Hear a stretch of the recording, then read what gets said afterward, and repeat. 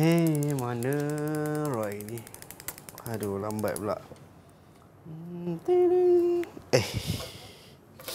Cantik pula bola ni.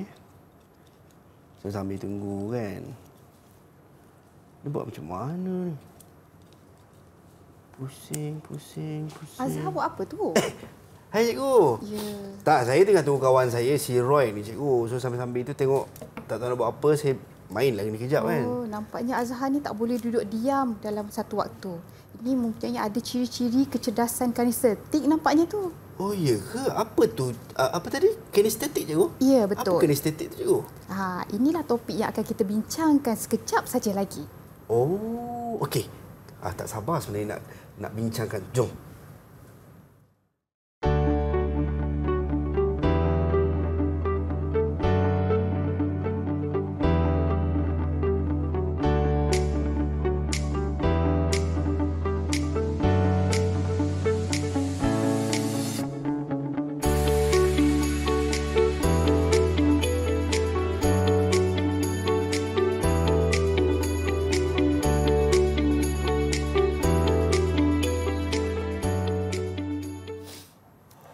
Assalamualaikum dan salam sejahtera. Anda bersama dengan saya Azhar Hilmi. Untuk hari ini kita bersama-sama dalam pentaksiran psikometrik di Didik TV KPM. Luar biasanya hari ini sebab kita nak berbincang, kita nak mengupas ataupun kita kata berdiskusi isu-isu ataupun perkara-perkara yang kita akan bincangkan berdasarkan kepada topik yang kita dah tentukan. Baik, untuk hari ini kita bersama dengan cikgu kita. Tetamu kita ada Cikgu Nora Alimarina Ibrahim. Daripada SMK Jalan Reka Kajang, Selangor. Assalamualaikum cikgu. Waalaikumsalam warahmatullahi Apa khabar cikgu? Sihat cikgu? Alhamdulillah sihat Azhar. Cikgu nampak ceria, nampak bertenaga. Saya pun rasa teruja dan tak sabar cikgu nak tahu apakah isi kandungan topik yang kita akan bincangkan sekejap lagi. Dan kita tidak berdua saja cikgu, kita ada juga jurubahasa isyarat kita, Cikgu Muhammad Khazain Mat Nasir daripada Sekolah Kebangsaan Pendidikan Khas Persekutuan Pulau Pinang. Itu dia, jauh daripada Pulau Pinang kita bawakan pada hari ini. Baik cikgu, untuk pentaksiran psikometrik hari ini, apakah topik perbincangan yang kita nak fokuskan pada hari ini cikgu? Okey, sebenarnya Azhar, pada hari ini kita akan membincangkan topik berkaitan dengan kecerdasan kinestetik yang ada dalam pentaksiran psikometrik. Baik. Inventory kecerdasan pelbagai. Baik, itu dia.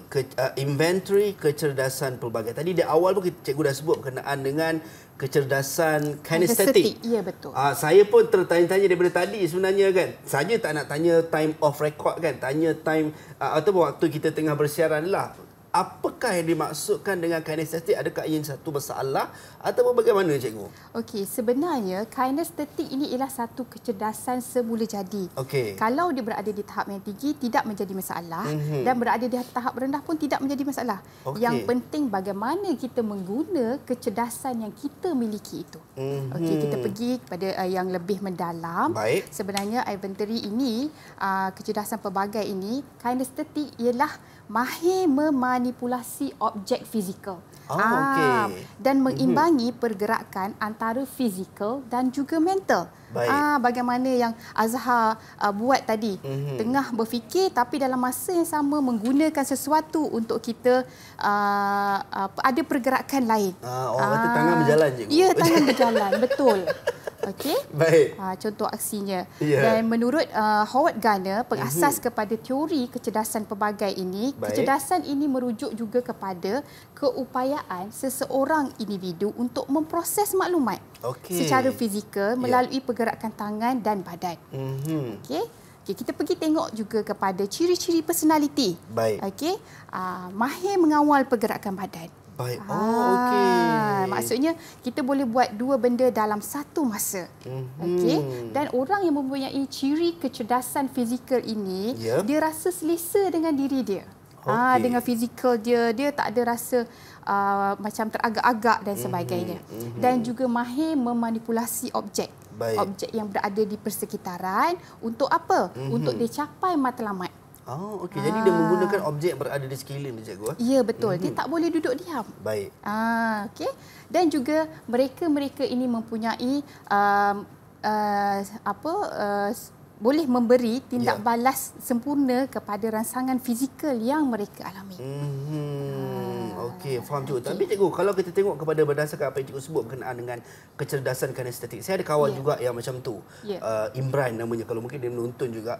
Dia tak boleh duduk diam lah orang katakan. Tapi dari sudut bila kita tahu apa kepentingan kita tahu kecerdasan kinestetik ini untuk diri kita sendirilah. Okey, dia ada banyak kepentingan. Bila kita sebut kepentingan kecerdasan kinestetik ini bukan sahaja merujuk kepada kinestetik, tetapi kecerdasan yang lain. Okey, kepentingannya ialah untuk apa?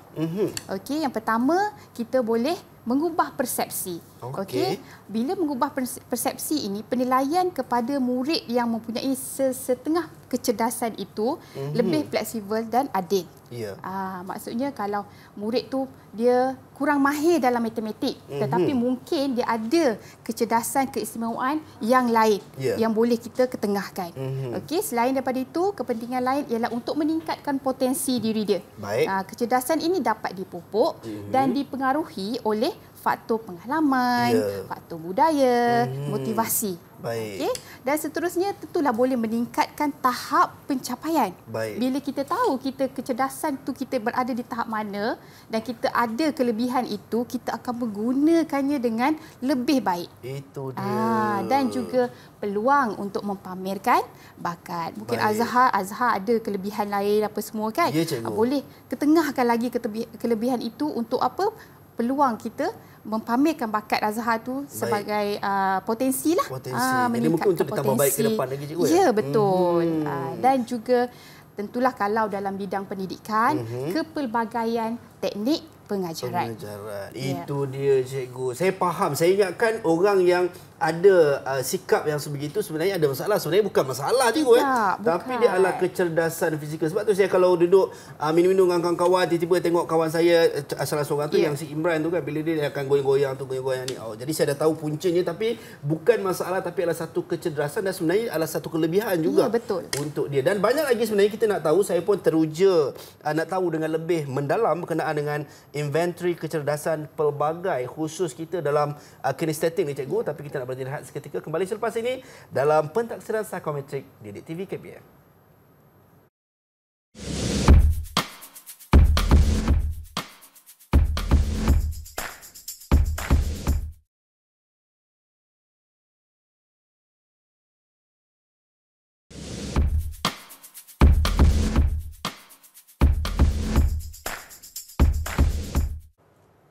Baik, untuk pentaksiran psikometrik Didik TV KPM bersama dengan saya Azhar Hilmi. Perbincangan yang kita akan fokuskan pada hari ini berkenaan dengan inventory kecerdasan pelbagai. Pengkhususan kita adalah kecerdasan kinestetik bersama dengan tetamu kita Cikgu Nora Ali Marina Ibrahim daripada SMK Jalan Raya Kajang, Selangor, dan juga jurubahasa isyarat kita Cikgu Muhammad Khazain Mat Nasir, SK Pendidikan Khas Persekutuan Pulau Pinang. Baik cikgu, tadi kita dah tahu berkenaan dengan bagaimana apa tu kinestetik. Kita dah memahami bagaimana kepentingan kinestetik kepada individu-individu yang ada kecenderungan sebegitu. Jadi mungkin kalau boleh kita teruskan cikgu, cara dari sudut kita nak ukur tahap kecerdasan kinestetik yang dimiliki oleh satu-satu individu tu cikgu. Macam mana cikgu? Okey, kalau di sekolah kita akan mengukur menggunakan pentaksiran psikometrik. Apa dia pentaksiran psikometrik ni? Itu salah satu pentaksiran yang akan dijawab oleh pelajar-pelajar tingkatan 3. Di mana dia ada 2 kertas di dalam itu. Yang pertama ada bahagian A dan bahagian B. Dia mengukur visual, verbal linguistik bahasa Melayu dan juga bahasa Inggeris dan juga logik matematik. Tetapi untuk kinestetik, dia akan pelajar akan menjawab item ini dalam kertas 2. Okey, seperti yang kita lihat di slide, okey, di kertas 2 di mana ada 130 item, antaranya ada item-item atau soalan-soalan berkaitan dengan kinestetik ini. Okey, cara nak ukur dia kita tengok contoh di slide. Okey, interpretasi skor ni terbahagi kepada 3 tahap. Okey, tahap rendah dikira bermula daripada 0% sehingga 49%. Tahap sederhana 50% sehingga 74%. Dan dia dikira skor yang tinggi apabila mendapat skor 75% hingga 100%. Apa kata kita saksikan satu video yang ada kaitan dengan apa yang akan kita bincangkan selepas ini. Baik cikgu, boleh. Saya teruskan cikgu.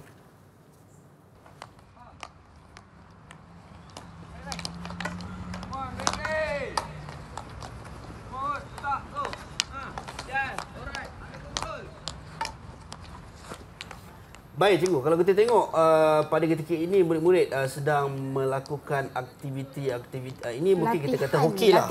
Latihan hoki. Tapi kalau dari sudut pemahaman saya dari klip video ni, apakah signifikan kaitannya dari antara kinestetik dengan permainan hoki ni cikgu? Okey, pertama sekali tadi kita dah tengok ciri untuk mereka yang memiliki kecerdasan kinestetik yang tinggi ialah mahir memanipulasi objek. Nampak tak objek apa yang dipegang oleh pemain-pemain hoki tadi? Stik kayu je. Ya, betul. Maksudnya di situ mereka mempunyai kemahiran untuk menggunakan peralatan itu dan kecenderungan inilah yang kita tengok pada para pelajar. Okey, mereka boleh melibatkan diri dalam aktiviti yang melibatkan pergerakan.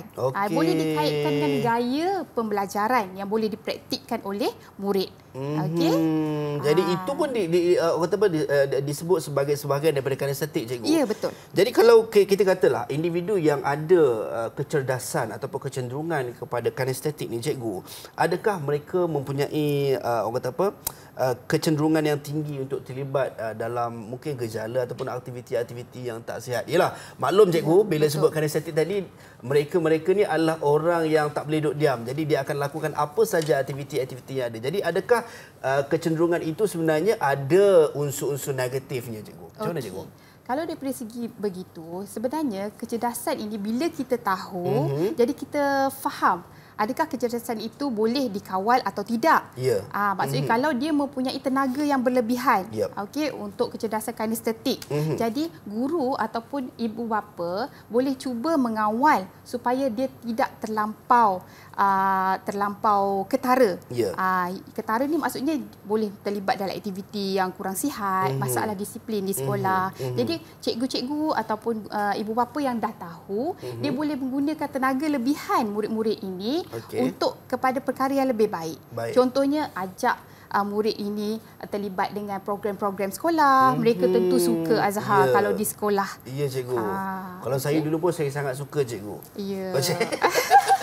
Untuk terlibat dalam aktiviti-aktiviti di sekolah lah cikgu. Antara lain gaya pembelajarannya ialah memainkan muzik dalam aktiviti tertentu. Macam kita main yang keliling kerusi, kita pasang muzik. Itu contoh lain lah. Ataupun murid-murid yang mempunyai kecerdasan ini, dia suka penggunaan warna yang berbeza-beza. Dia nampak ada energi, ada tenaganya di situ. Tapi mereka juga perlu rehat. Maksudnya antara aktiviti pertama dengan kedua ada waktu yang kita beri rehat supaya mereka boleh melepaskan lelah dan terus sambung untuk aktiviti yang seterusnya. Selain daripada itu, penggunaan permainan seperti plasticine. Contoh kalau di sekolah tadika, di tahun 1, tahun 2 banyak aktiviti yang guru gunakan untuk menarik perhatian murid-murid yang sebegini. Penggunaan warna, krayon ataupun menggalakkan aktiviti bertukar-tukar maklumat dari satu medium ke medium yang lain. Baik cikgu. Ini adalah untuk mereka yang gaya pembelajaran untuk mereka yang ada kinestetik ni lah cikgu. Ya, betul. Baik cikgu, seterusnya cikgu.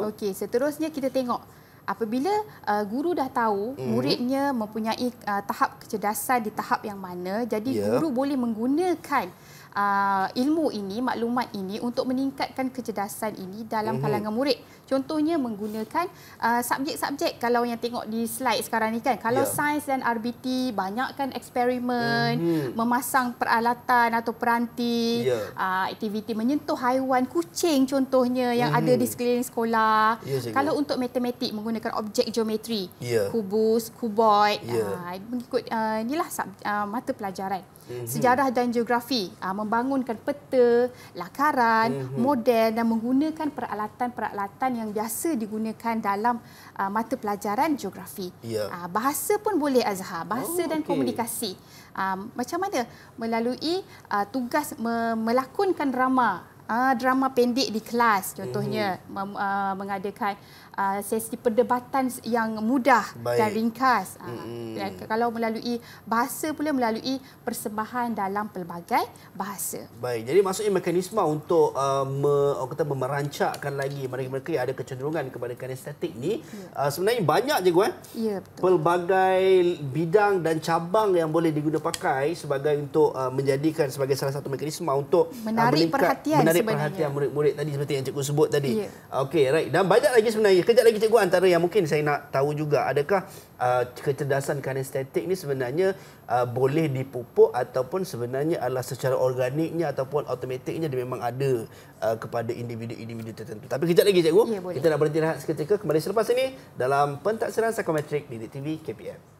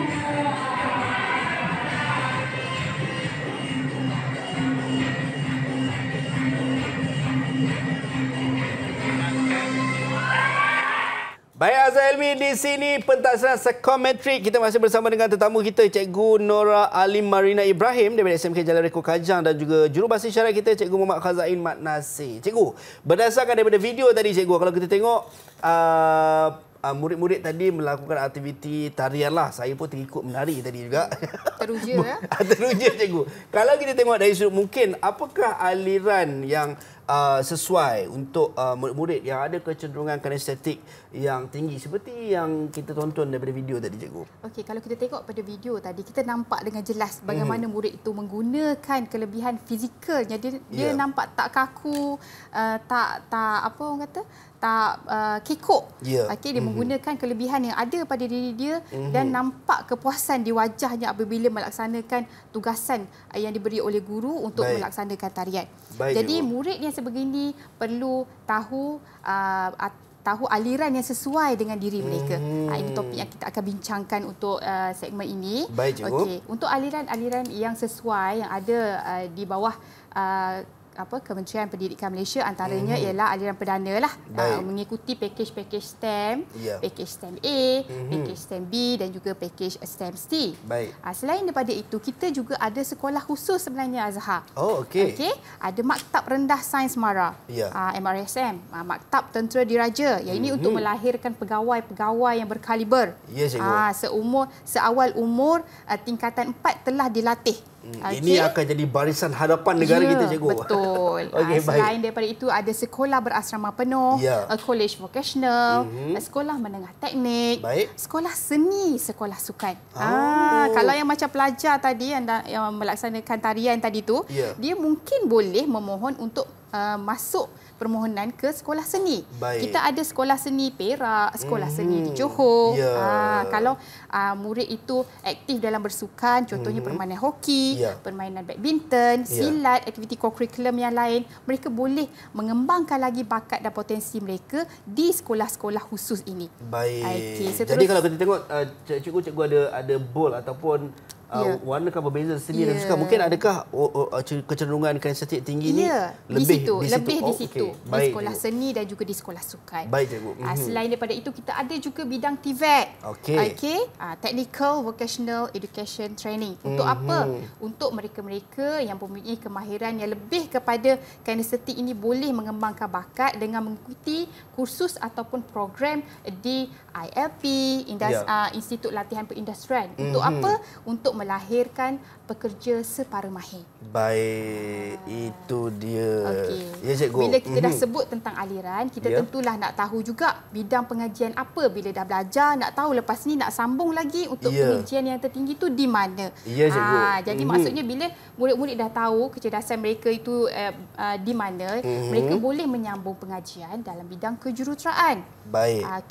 Dalam bidang sains dan teknologi, dalam bidang pembuatan dan pembinaan, komunikasi dan multimedia, perkhidmatan kesihatan pun sama. Dan selain daripada itu, dalam bidang sains sukan, media dan seni dan juga pendidikan dan latihan. Itu antara bidang-bidang pengajian untuk mereka yang mempunyai kecenderungan kinestetik yang tinggi. Dan kalau kita tengok sebenarnya agak luas juga bidang yang ada. Tapi kalau kita kata dari sudut bidang pengajian, sudah pasti sebenarnya selain daripada orang fokus kepada bidang pengajian, nak tahu juga berkenaan dengan sudut peluang pekerjaan kepada mereka yang ada kecenderungan kinestetik yang tinggi. Macam mana, cikgu? Tentulah kita belajar, tentu kita nak dapat kerja yang bagus. Jadi kita kena tahu jugalah bidang kerjaya yang ditawarkan yang popular di Malaysia. Saya boleh bahagikan kepada 4 yang utama. Yang pertama, dalam kerjaya yang berkaitan dengan bidang perubatan. Sebagai apa? Sebagai pakar bedah. Sebagai ahli terapi fizikal. Sebagai jururawat. Ada equipment yang digunakan sebagainya kan. Dan juga ahli terapi. Kalau dalam bidang seni pula, Azhar, boleh jadi koreografer. Macam tadi belajar tadi, dia mempunyai kelebihan dalam teknik tarian. Jadi dia mungkin boleh berpeluang menjadi koreografer. Mencipta tarian-tarian terbaru dan terkini.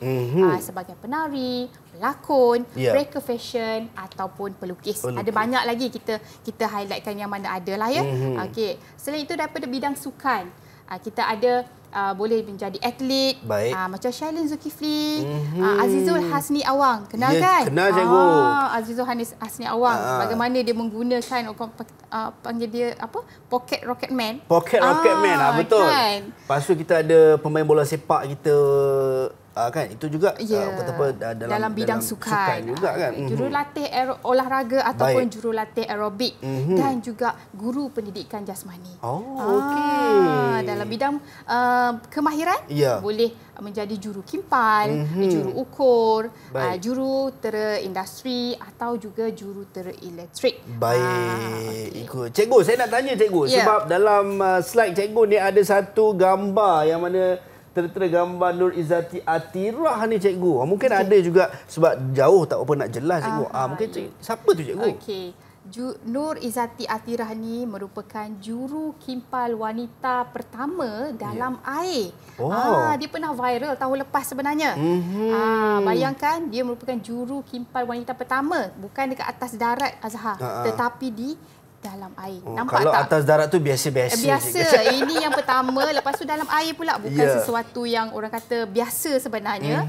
Jadi nak menunjukkan bahawa kecerdasan ini bila kita tahu, kita dah garap dengan baik dan tahu hala tuju ke mana kita nak pergi, dia akan menjadi satu bidang kerjaya yang menarik, selain daripada sumber pendapatan, tetapi juga satu perkara yang seronok untuk diteroka, menyerlahkan potensi diri. Baik, itu dia. Saya sangat seronok, cikgu, bila tahu berkenaan dengan kecenderungan ataupun kecerdasan kinestetik ini. Sebenarnya banyak impak-impak positif yang boleh dimanfaatkan dengan kecenderungan kinestetik ini untuk individu-individu yang mempunyai kecenderungan yang tinggi untuk kinestetik. Dan sedar tak sedar, cikgu, kita dah hampir sampai. Sebenarnya kita dah sampai ke penghujung rancangan kita untuk pentadsiran psikometrik. Kalau boleh saya nak sambung lagi setengah jam, tapi apakan daya, masa sangat mencemburui kita. Mungkin sebagai pengakhirannya, cikgu, rumusan terhadap apa perbincangan kita berkenaan dengan kecerdasan kinestetik dalam inventory kecerdasan pelbagai ni, cikgu. Baiklah. sebenarnya kecerdasan yang kita miliki ini bukanlah berada di tahap itu. Dia boleh ditingkatkan, dia boleh dikembangkan apabila kita tahu kelebihan kita di mana, keistimewaan kita di bahagian mana. Jadi jika kita bijak menggunakannya, menggarapkannya dengan baik, insya-Allah kita akan menjadi insan yang boleh berjaya seperti mereka-mereka yang telah membina nama. Itu dia. Amin. Amin ya Rabbal Alamin. InsyaAllah. Kita nak ucap jutaan terima kasih kepada Cikgu Nora Ali Marina Ibrahim daripada SMK Jalan Reko Kajang, Selangor, dan juga jurubahasa isyarat kita Cikgu Muhammad Khazain Mak Nasir daripada Sekolah Kebangsaan Pendidikan Khas Persekutuan Pulau Pinang kerana sudi bersama-sama dengan kita pada hari ini. Termasuk juga anda semua yang sedang menonton pada ketika ini. Terus setia bersama dengan kami di Didik TV KPM. Dalam diri manusia semua ada kecenderungan kinestetik untuk kehidupan kita, sentiasa buat yang terbaik. Jumpa lagi. Assalamualaikum dan salam sejahtera. Bye-bye.